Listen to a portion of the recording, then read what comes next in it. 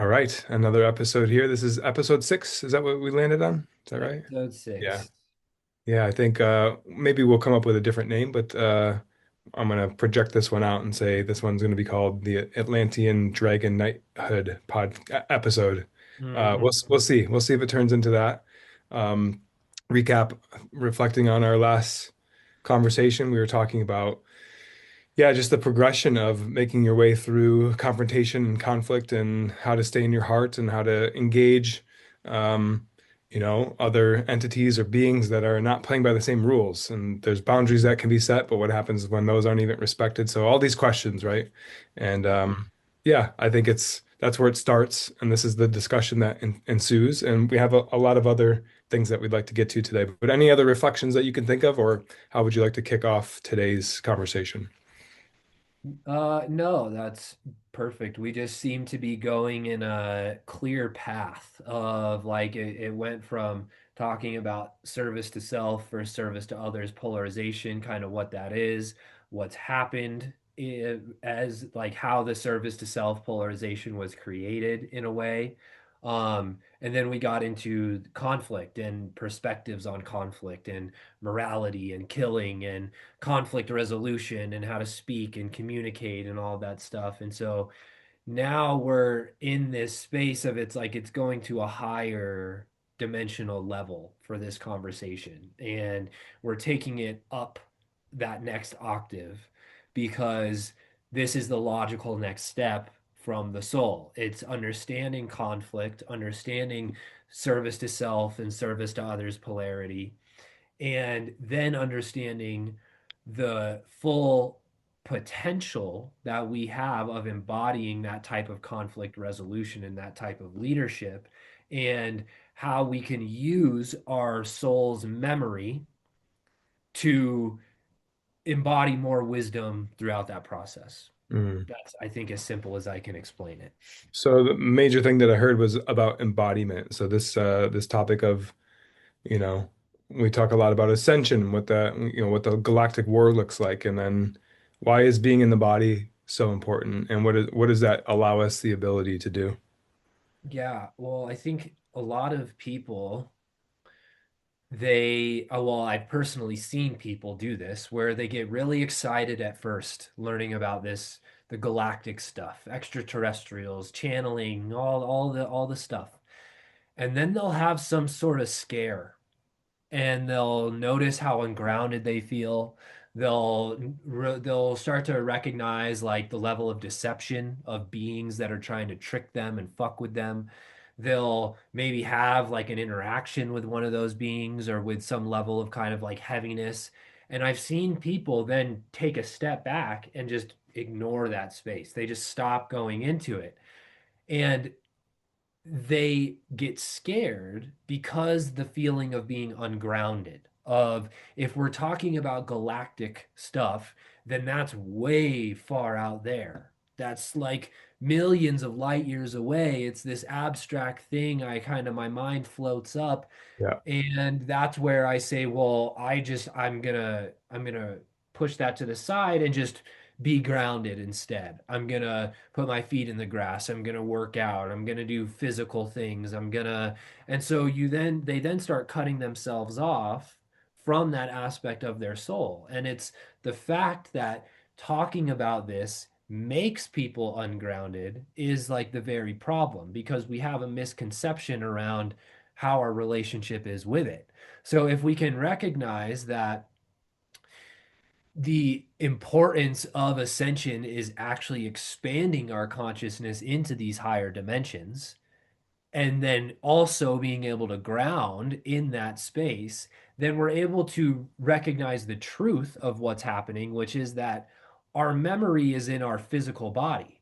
Our memory is in the ground, it's in our breath. So we don't have to project ourselves out millions of light years away or millions of billions of years in the past or in the future to understand our soul's journey and understand our soul's memory. And the more we anchor into that embodiment, then the more we're naturally required to reckon with the trauma and with the fear, which is always going to be pointing back to these galactic levels of experience. Love that. Want to let that all sink in. And what I want to add to it is that last part with um I think the aliens and the channeling and all that, like a lot of that starts with our choice, right? There's something of interest and we go into that, like, this is intriguing. And you're saying at a certain point we get scared or scared off and then we leave that place. But that is the purpose. But the way to do this, like, has a bit of a surrender in the formula of it. It takes away your desire, not desire, but like your choice point to like what channeling that you want to do, because you go through the body and whatever your body's feeling is what you are to explore. Like that is the next thing. So Mhm. it's like easier and harder at the same time because your choice is taken away. But like that's the way you want it, because then you're being led by God, by what is next to come up. And I think there's more I wanted to say to that, but let me just pause there. Yeah, and the choice is only taken away from the perspective of the small self, right? Because Exactly. we've learned to make choices based off of that personality complex. So then when we start to see that our choices come from different dimensions of ourselves, that's where the small self starts to freak out because it's Yes. losing control.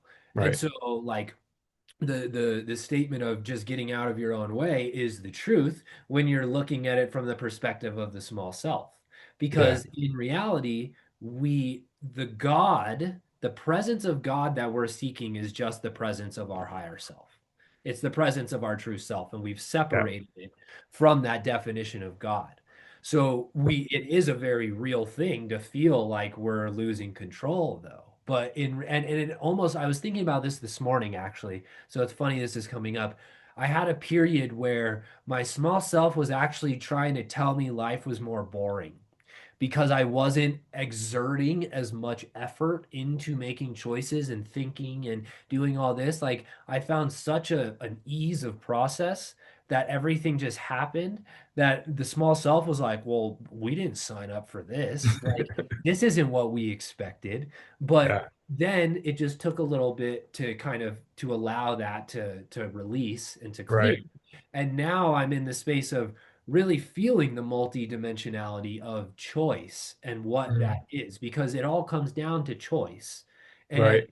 when we're entering these spaces, people get scared because they think they're not choosing, they're losing control, that beings can come to them and attack them and trick them, and they think that they're not choosing any of that deception, or they're not choosing to experience any of that deception so they could move through it, so they can integrate that part of themselves. They're still looking at it from a victim mentality. Right. In Yeah. Yeah. Yeah. Yeah. The choice topic is so interesting because yeah, it is this recognition that like it's a control thing, right? And we're terrified of letting go of that control from that small self, but we realize like even that's a program, right? Like what are we fearing what would happen? And there's been a couple pod episodes now where we've talked about like evidence and how will we know? And I think I came to this realization that the evidence is in the fear. Like if you feel the fear, that's how you know. Mm. And like how could it be any other way? Because that is what you feel in your body. Hmm. So and the fear points to all these past experiences, whether in this lifetime or other soul lives. And that's Hmm. how you do it. Well, like we have the formula here. Now there's other variables that make that difficult or challenging, or it needs to take its time in unfolding, but we know what to do. And so like we're witnessing the unfolding of that right now. Yeah. So for someone who's like, so say someone has come up against this, what we just talked about. They started going into this space, they thought they were finding evidence, and then they got spooked. And they very clearly have like a wall that they need to break through. What would you advise them or offer them for one, recognizing that fear as the evidence that something is deeper there in the dimensional space, and so that's the compass, and then the evidence that that you're breaking through things. and that Yeah, they're actually making progress even if they keep feeling certain fear and certain right. Yeah, and I think that's the point is that fear is a part of the formula. So what we know about fear is that it's not real. It's like a master of illusion. Mhm. And it keeps us small. It keeps us from doing things. We're so convinced that if I take this action, then this bad thing will happen. And we have Mhm. evidence of it from the past, our experiences. But that is what makes the experience happen again, or another point in time that's tied to this previous point in time. Mhm. The idea is that we we get to a certain point where like, okay, like I'll take all the fears that I can, if that's what progress looks like. You just open yourself up to it. And it's like that's when you become unstoppable. Yes. Because you're like, I know none of this can get me, no matter how convinced I am that it will. Mhm. And like, let me just mow down every single one. And then Mhm. you can get to one that's like the deepest, darkest one. And it's like, well, if I can do that one, I'll do all the fucking rest of them. Yep. Yep, exactly. And I learned about this from Aubrey Marcus at first when I was first coming into the awakening space. And that's what he's like, I'll see a fear and I'll just go towards it. He's like, that's what it's like. I see it and I say, okay, let me go into this and let me just go at it head on. And I was like, that's what I do. I was like, that's the feeling that I have. It's like, it's just, okay, okay, here's the fear. I know now the direction I need to go. Cool. Let me go find it. And that's been the easy aspect of the process that's been allowed me to progress so fast because we all want to progress faster, but Yeah. we don't want to feel the fear that's needed in order to progress to that faster pace because we're all asking how to change timelines, we're all asking how to get what we want, we're all asking how to do these things, but then when it comes to these fears, some of us aren't willing to they're avoiding it. And now there are some souls who are in a mastery state that are not looking at fears very specifically for a reason because they know if they do, it's going to shift timelines in a way that is not advantageous yet. So there's Mm, mastery to not revealing something to yourself right away. And that's why we have to trust that timing process because when we are supposed to become aware of it, we will. And when we can be in that trust and in that faith, it's not a matter of, oh, this person has pushed past this fear and they're in this galactic space and I need to get there because that's the parasite, that's the control. It's what did they do to get there, which was they surrendered into their present moment. They were completely authentic with themselves and they were in the presence of the fear and they worked through that emotion and they allowed what needed to happen to happen. And so there's a difference between seeing something, trying to make it happen, and recognizing your resonance with it and then asking if that is in your highest alignment because that's the process of not being in control, right? So we're getting right into the exact topic we want to get into, which is the understanding of this as a parasite, as service to self, polarity as a parasite. So we got all these different words to label that behavior. We got service to self, we have parasitic behavior, we have fear-based behavior. But then if you go into these beings who are embodied in the service to self thing, they will use fear on others to try to get them to do things. But then when it comes to their own life, they're not going to acknowledge that they have fear towards stuff. They're just going to be in the delusion of thinking, well, this is just how life works. I control life. And that's what it is. So, is there a difference between fear and control? mm. I think it's attached to each other. That's for sure. Yeah, If because it's not like if you're the trying same to thing. control something, Yeah. you're then fearing the outcome of something. Correct. And your free will choice is to like influence or impact that. When how do you know that experience of fear is not for your highest good? Hmm. Hmm. That's the larger game. That's the multidimensionality of it, right? Hmm. Because the other thing is like, why would I face a fear? I could go have a beer down the road and I can feel good right now, right? Yeah. That's the Hmm. selling point to the other side. It's very attractive. It's very alluring Hmm. because it promises instantaneous gratification and it works and it's true. but it is needed more, like more of it is needed to sustain itself when the other way is just like emptiness and Mhm. like effortlessness. Like Yeah. that sounds better to me. It's like it's escape. It's you're trying to Yes. escape. It's escapism in many different forms through control that is then using substances or ideas or whatever it is that you're trying to escape what the actual truth of reality is, which is love, and Yeah. it's that divine full recognition. And so that's where we get the fork of the parasite, right? We Well, I think what you're saying is like they don't even see it as escape, right? Like they're no, not even that's not even the way that they think. because they've identified so deeply with their small self, Yeah. with their conscious, Right. their conscious identity rather than their entirety of self, that Right. they think that that's just how life works and that's how you make choices. They've effectively replaced choice with control, and they Uh-huh. think that choosing is controlling. Yeah. Yeah. And Yeah. that's what creates the service to self polarization. And that's what creates the parasite. Because if you have an intention of like we can break this down from the microcosm to the macrocosm too. Like Let's do it. a macrocosmic parasite would be a consciousness parasite in the field of creation, in the field of consciousness. So, how does a parasite work in our body? It's going against the timeline that we would rather have. We would rather have a healthy body, a body that sustains itself, a body that is, if we have a parasite, the parasite's going to do things to the body to fit that parasite's agenda. So the parasite is trying to control the body to form the reality that it needs because a parasite needs a host, right? That's the weird things about parasites Mm.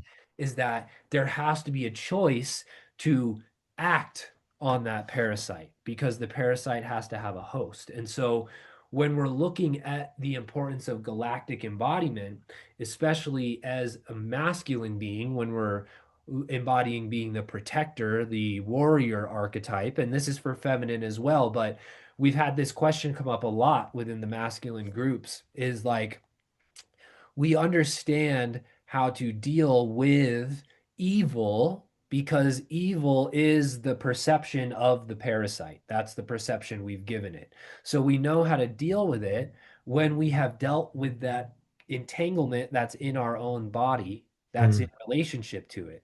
Because if Yeah. we haven't dealt with it, then we're just going to trying to be replicating that through a state of control rather than healing it and then confronting it based off of that state of being healed.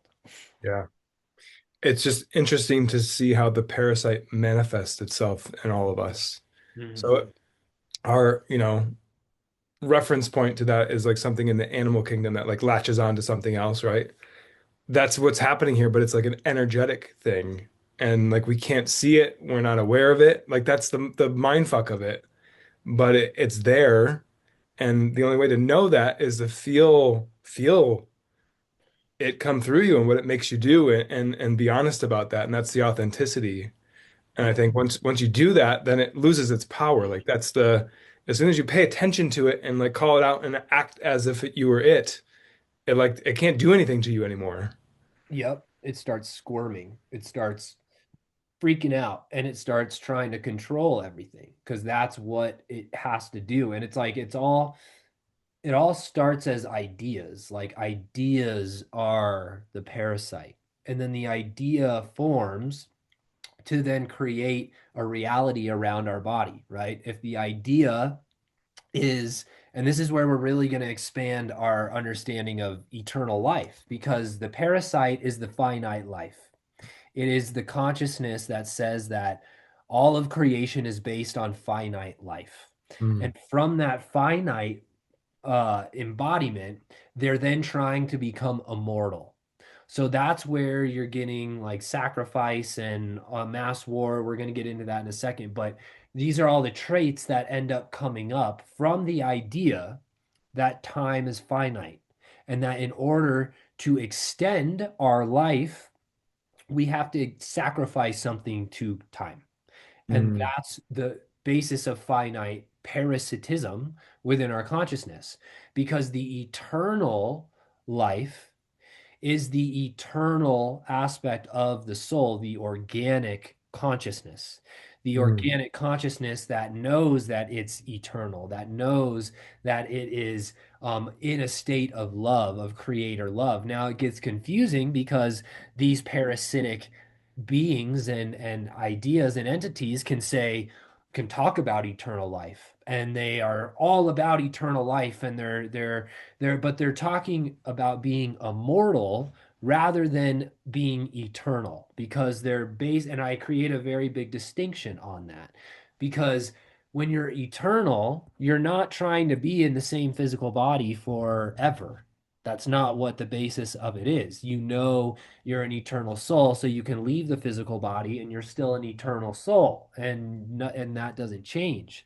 So if the parasite embeds itself in a consciousness, and it's a parasite that believes that time is finite, it's then gonna act to make everything longer.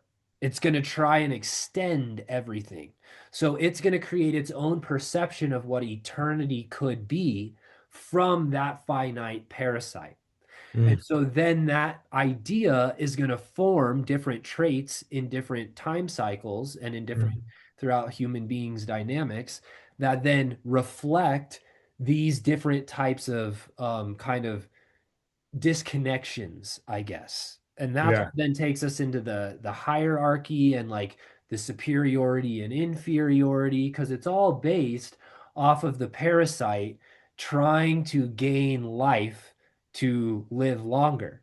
And it Mhm. then knows how to present ideas to get people to believe them. So then Yeah. those ideas give the energy to the parasite, and the parasite then lives longer. So it's a super intelligent predator, a Yeah. super intelligent consciousness predator that Mm. has figured out how to deceive its prey at at dimensional levels that are hard to comprehend.